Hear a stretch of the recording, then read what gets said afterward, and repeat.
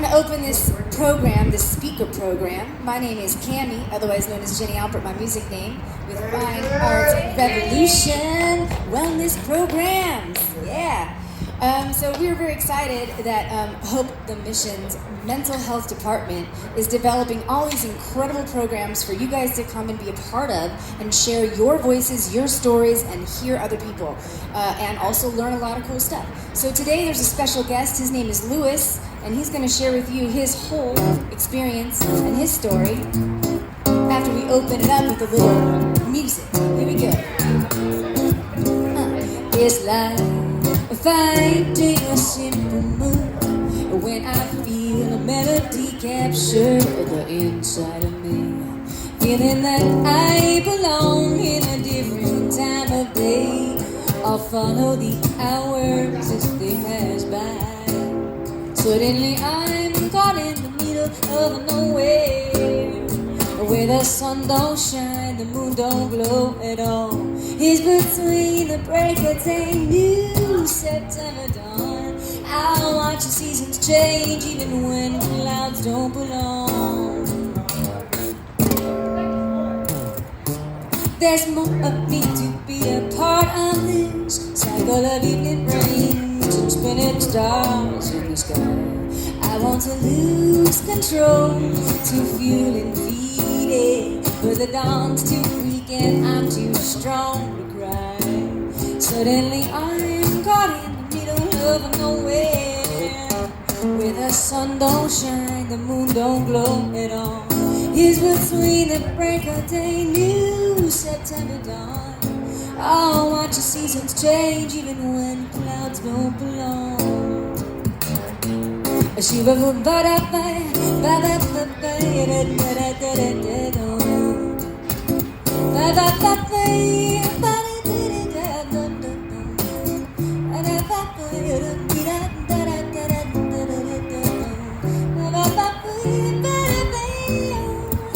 Suddenly I'm out in the middle of nowhere, where the sun don't shine, the moon don't glow at all. It's between the break of day, new September dawn. I'll watch the seasons change even when I'll watch the seasons change even when I'll watch the seasons change even when clouds don't.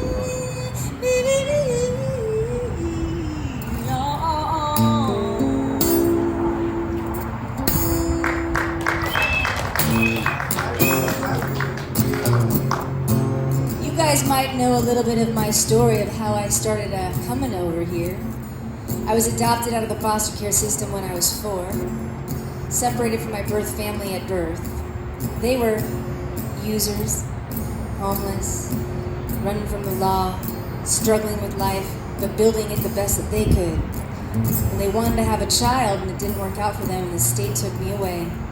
Eventually I was adopted into a forever home, and I always played music to make my day.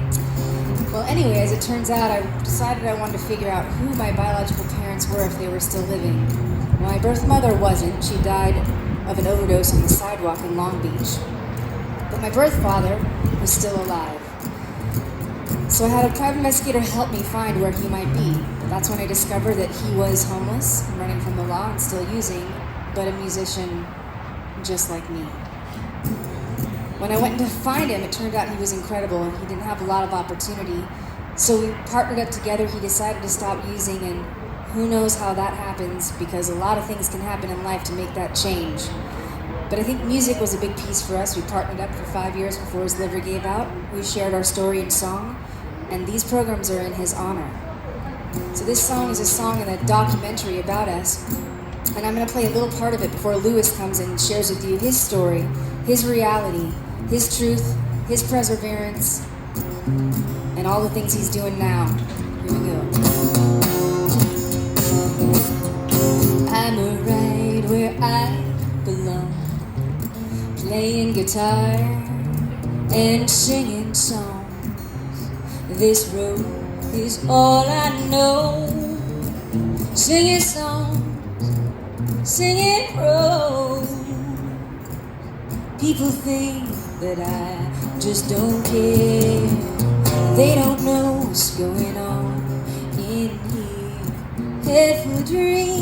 that could go anywhere. Yes, you could say I'm up in the air. Folks, they pass on by, straight ahead and keep in time. This road is all I own, but I'll keep going, I'll keep around. People think that I just don't care. They don't know what's going on in here. Head for the dreams that could go anywhere. Oh, yes, you can say I'm up in the air, up in the air, where feet don't need no shoes. Up in the air, where the skies are gray or blue. Up in the air, there's nothing to lose. They don't know, but I do. People think that I just don't care. They don't know what's going on in here.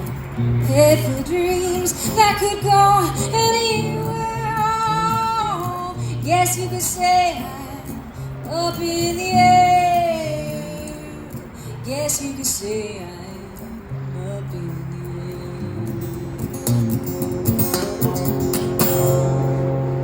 All right, it's nice to see all of you come out today. Where's Lewis? Come on, Lewis. Lewis is going to come on down. He's going to share his story. And in advance, we just want to thank you so much, because this is by choice that you're here in the community with us today. And we are really happy that you're here.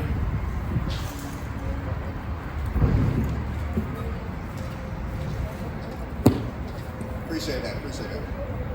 All right, y'all. To introduce myself, my name is Lewis, like she was saying before. The only reason that I'm here today is to share. You know what I'm saying? I just want to share some information with y'all. And if y'all can identify, if y'all understand, y'all can take it. If y'all don't, y'all can be like whatever. You know what I'm saying? All right. Y'all can just be like, all right. You know what I'm saying? Just take what you can, and whatever you can't, throw it in that spiritual garbage can, so to say. And July the 13th in 1999, I was standing before a judge. When I was standing before that judge, my mother was standing there with me, and I was thinking to myself, what can I say to my mother that's going to make her feel better about what we're about to experience? So I told my mom that I love her.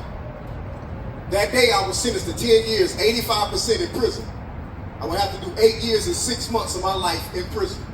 I turned 22, 23, 24, 25, 26, 27, 28, 29, 30, and 31 years old in prison.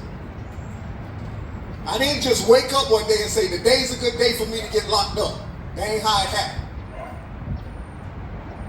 When I was standing there with my mother that day, I said, Mama, I love you. I wanted to say something that was going to comfort her about what she was about to experience. So when I told my mom that I loved her, I really wanted to say, son, I love you too. But from pain and hurt, she screamed out in that courtroom and she said to me, Lewis, if you really loved me, if you really cared the way you say you do, son, you would have listened. Y'all remember that saying when you was younger, you know what I'm saying, what parents and grandparents used to tell you? A hard head makes a what? Soft behind. That's what she used to say all the time. Lewis, a hard head makes a soft behind. I ain't listening. Yeah, that's what she said too. Yeah, she said that. That's what she really said. I'm trying to be politically correct. I was handcuffed and I was shackled, escorted out of that courtroom. When I left that courtroom, I got to prison, and they took everything that I was. They shaved off all my hair and they took all of my clothes, and I was standing there naked. And I'm not just talking about physically naked, I'm talking about naked from identity. Because the only thing that I really was a little boy on the inside. And I allowed that little boy to drive me. That little boy started making decisions for that grown man. This older guy told me a story. He said one day this guy was, he went to his house. He went home and he saw a crack on the wall. So when he saw the crack on the wall, he wanted to find somebody that was going to fix that crack. So he found a painter. The painter came over, he paid the painter did patchwork, painted over it, and he left. A few days later, the man came back home, he saw another crack on the wall. Called that same painter back. Painter did some patchwork, painted over it, left. A few days later, the man looked up on the wall, it wasn't just one crack, it was multiple cracks. So he wanted to hire a professional. He called somebody to come over. The man came over, he said, "Sir, can you fix my problem?" The guy looked at the man and said, "Sir, you don't have a problem with cracks on your wall." The man looked confused. He's like, "I see cracks, you see cracks. Everybody see cracks." The painter said, "Sir, you don't have problems with cracks on the wall. You have a problem with a moving foundation." The man was looking at cracks on the wall, but the man's problem was not seen. A lot of times we look at the issues in our life and we try to fix this, we try to fix that, we try to go get help with this, we try to go get help with that, and our real issues are underneath the surface, things that we don't even see. I didn't realize when I was younger that that little boy was making decisions for me until it was too late.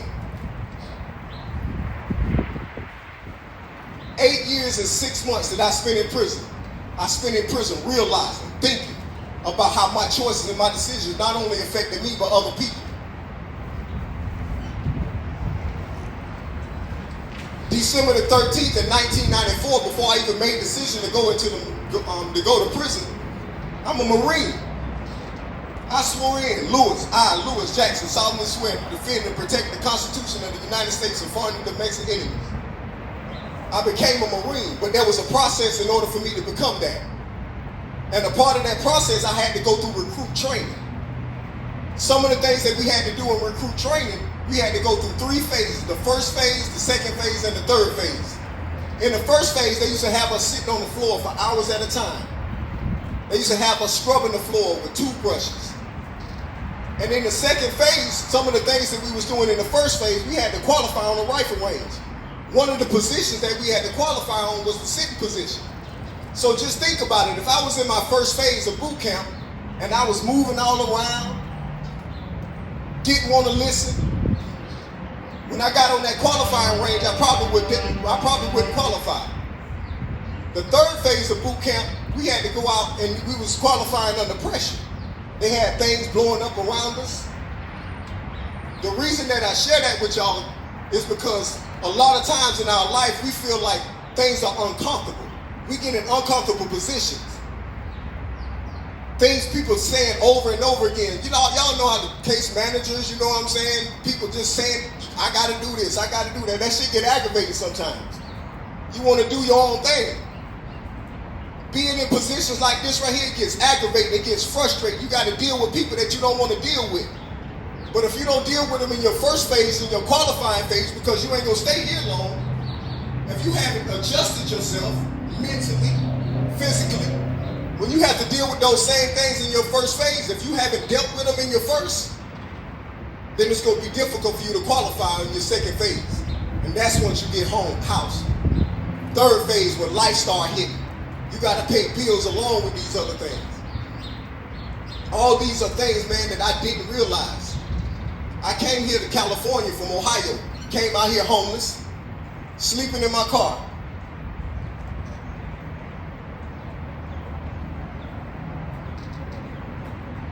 I had out-of-state license plates on my car. Police came to repo my car. They came and got it. So when they came and got my car, I was on the streets. I had a problem with addiction when I was growing up, the people that I surrounded myself with. So every time something got hard for me, I ran to the easiest way out, and drugs was that thing for me. Just saying, fuck it. Y'all know how that gets sometimes when you get frustrated, you just be like, man, fuck it, I don't care no more. That's how I got. I started going in that downward spiral, so I started using again. My situation continues to get worse. I had to go to the VA hospital one time. When I went to VA hospital, they started asking me, what's your address? I'm like, nah, I ain't got no address. So they like looking at me like, yo, you're homeless. In my mind, I'm sitting there thinking, okay, let me stick my chest out because I want to look like a good person. I want this shit to look real good. So I was lying to them about my condition. So I really couldn't get the help that I needed. Until somebody started going over and over and over again, like, sir, you're homeless, aren't you? Sir, you're homeless, aren't you? So I said, yes, ma'am, I'm homeless. So they started getting me help. They connected me to this organization called SSVF 211 LA. Put me in a hotel. I was in a hotel. Still, things in my mind wasn't right. I'm thinking to myself, like, man, I need to make this shit easier for me because I don't want to be in the condition that I'm in. So I started back using drugs. Even though I was doing some of the right things, I still was playing with that other shit. And because I was playing with that other shit, it's kind of like a little leaven. Leaven's the whole lump. If you get a little leaven and put it in some bread, it works its way throughout the whole thing.